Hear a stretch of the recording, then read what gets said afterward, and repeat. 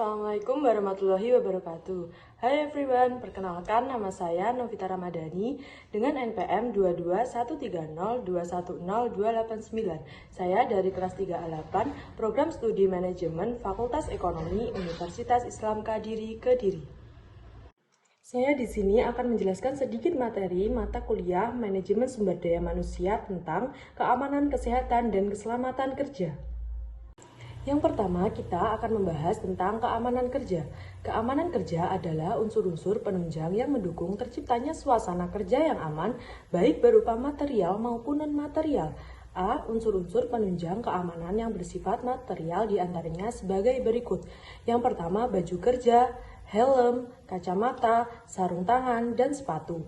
B. Unsur-unsur penunjang keamanan yang bersifat non-material adalah sebagai berikut. Yang pertama, buku petunjuk penggunaan alat, selanjutnya rambu-rambu dan isyarat bahaya, yang ketiga, himbauan-himbauan, dan yang terakhir, petugas keamanan. Yang kedua, kita akan bahas tentang kesehatan kerja. Kesehatan kerja adalah suatu kondisi kesehatan yang bertujuan agar masyarakat pekerja memperoleh derajat kesehatan setinggi-tingginya, baik jasmani, rohani, maupun sosial, dengan usaha pencegahan dan pengobatan terhadap penyakit atau gangguan kesehatan yang disebabkan oleh pekerjaan dan lingkungan kerja maupun penyakit umum. Sedangkan keselamatan kerja dapat diartikan sebagai keadaan terhindar dari bahaya selama melakukan pekerjaan. Dengan kata lain, keselamatan kerja merupakan salah satu faktor yang harus dilakukan selama bekerja.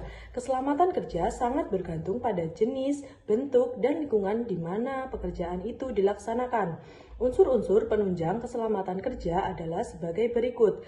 A. Adanya unsur-unsur keamanan dan kesehatan kerja yang telah dijelaskan di atas. Yang kedua, adanya kesadaran dalam menjaga keamanan dan kesehatan kerja. Yang ketiga, teliti dalam bekerja. Dan yang terakhir, melaksanakan prosedur kerja dengan memperhatikan keamanan dan kesehatan kerja. Dasar pemberlakuan K3. UU Keselamatan Kerja yang berlaku di Indonesia sekarang adalah UU Keselamatan Kerja atau UU KK nomor 1 tahun 1970. Undang-undang ini merupakan undang-undang pokok yang memuat aturan-aturan dasar atau ketentuan-ketentuan umum tentang keselamatan kerja di segala macam tempat kerja yang berada di wilayah kekuasaan hukum NKRI. Dasar hukum UU nomor 1 tahun 1970 adalah UUD 1945 pasal 27 ayat 2 dan UU nomor 14 tahun 1969 pasal 27 ayat 2 menyatakan bahwa tiap-tiap warga negara berhak atas pekerjaan dan penghidupan yang layak bagi kemanusiaan.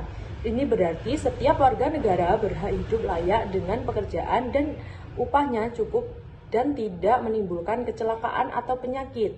UU nomor 14 tahun 1969 menyebutkan bahwa tenaga kerja merupakan modal utama serta pelaksana dari pembangunan.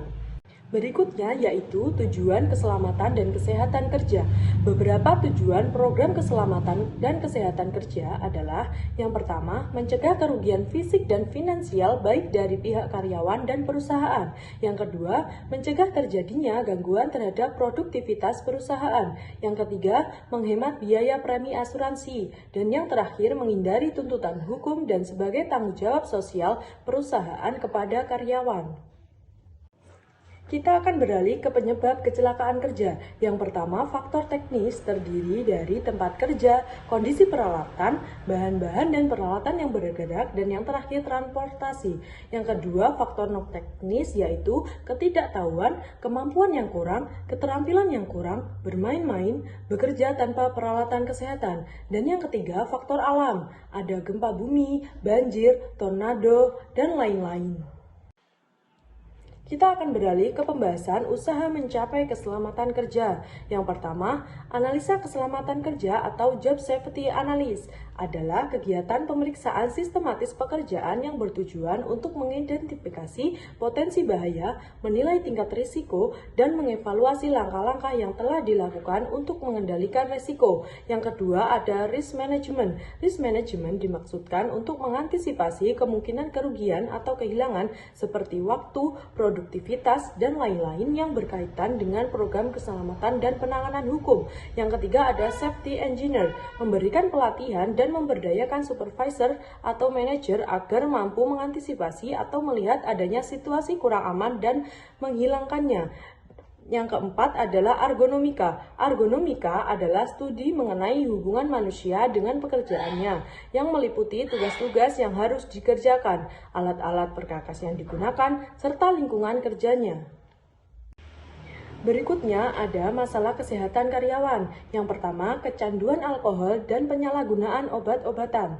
Untuk mencegah hal ini, perusahaan dapat melakukan pemeriksaan rutin kepada karyawan tanpa pemberitahuan sebelumnya, dan perusahaan tidak memberikan kompromi dengan hal-hal yang merusak dan penurunan kinerja.